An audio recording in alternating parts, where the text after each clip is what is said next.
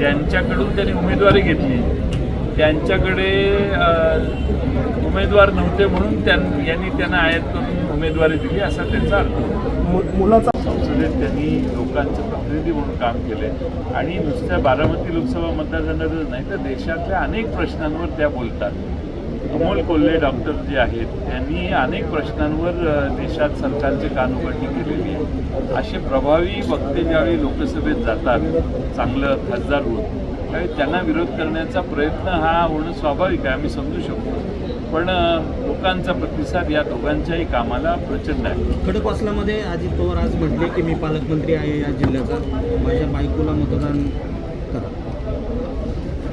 म्हणजे त्यांचा प्रचारच करतात कोणत्या दुसरा कोणत्या शब्दात त्यानंतर निधी पण मी जास्त वेळ असे करत होते. खरं म्हणजे आचारसंहितेत असं बोलणं हे आचारसंहितेचा भंग आहे आणि असं तुम्ही मतदान करा मग आम्ही तुम्हाला असं करतो तमकं करतोय कोड ऑफ कंडक्ट चालू झाल्यावर बोलणं हे संयुक्त आहे असं मला योग्य आहे असं मला वाटत नाही. अजित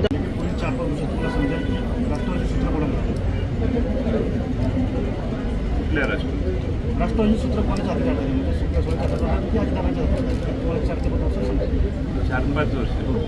चार पाच वर्षाला टाईम फार आहे. 4 महिन्यात 6 महिन्यात त्या गोष्टी होणार आहेत. त्याची सूत्र शरद पवार साहेबांच्याच हातात आहेत आणि ते या देशात राष्ट्रवादी शरदचंद्र पवार पक्षाचं भवितव्य पवारसाहेबच ठरवतात.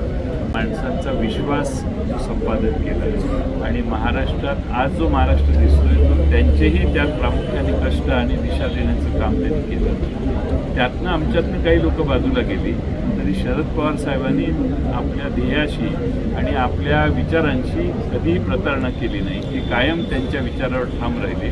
त्यातनं बाजूला गेलेल्यांचा वापर करून भारतीय जनता पक्ष आता शरद पवार साहेबांच्या त्या जागेवर त्या ठिकाणी जाऊन त्यांचा पराभव करण्याचा प्रयत्न करते. एवढाच अर्थ आहे. शरद पवार साहेब आहेत तिथंच आहेत. आता त्यांच्यातून बाजूला गेलेली लोक त्या पवारसाहेबांच्या शाहू फुले आंबेडकरांच्या विचाराचा पराभव करण्याचा प्रयत्न करत आहेत. त्यात आमचे फुटलेले लोक सामील झाले. निवडणुकीच्या तोंडावर शिखर बँकेच्या घोटाळा प्रकरणी अजित पवार आणि सुभद्रा पवारांना क्लीन चिट दिली जाते.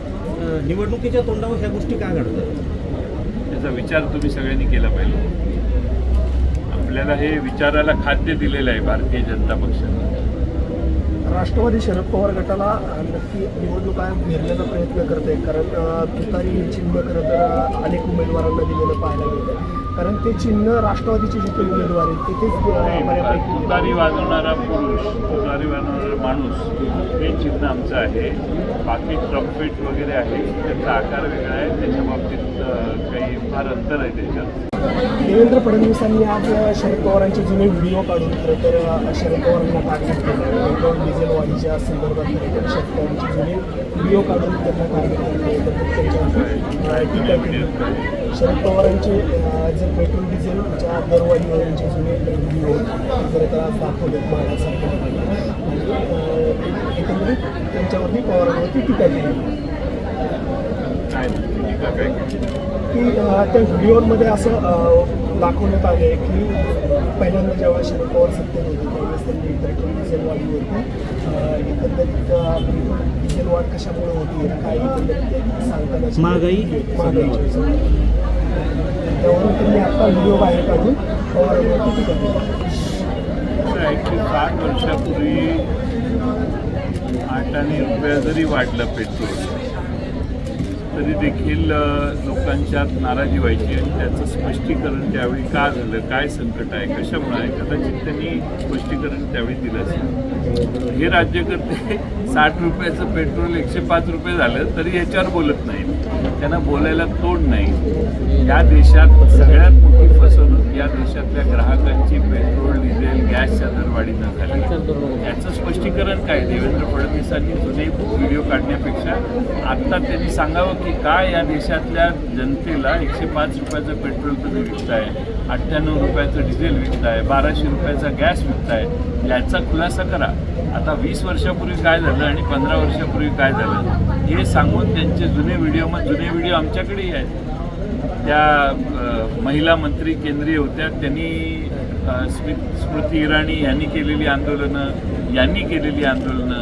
हे सगळ्यात जुने. त्या काळात असं आहे की आज त्यांना त्यावेळी 60 रुपयाचं 61 रुपये 62 रुपये डिझेल पेट्रोल झालं तरी त्यावेळी आंदोलनं व्हायची. त्याचं बाबतीत काही मार्ग निघावा हाच शरद पवार साहेबांनी आम्हाला नेहमी मार्ग दाखवलेला आहे. पण आज मात्र देशातलं सरकार आणि महाराष्ट्रातलं सरकार पेट्रोल डिझेल गॅसच्या दरवाढीबद्दल काहीही करत नाही आणि आता मतं मागताना लोक त्यांना दाद देत नाहीत. या सगळ्या महागाईला जबाबदार भारतीय जनता पक्षाला धरतायत. हीच त्यांची मोठी अडचण आहे आणि म्हणून त्यांनी आता हे जुने व्हिडिओ काढून संशोधन करायला सुरुवात केलेली आहे, पण त्याला फार उशीर झाला आहे.